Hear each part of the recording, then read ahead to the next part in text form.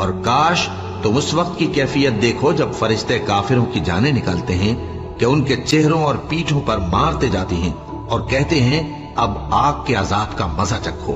یہ ان اعمال کی سزا ہے جو تمہارے ہاتھوں نے آگے بھیجے ہیں، اور یہ جان رکھو کہ اللہ بندوں پر ظلم نہیں کرتا۔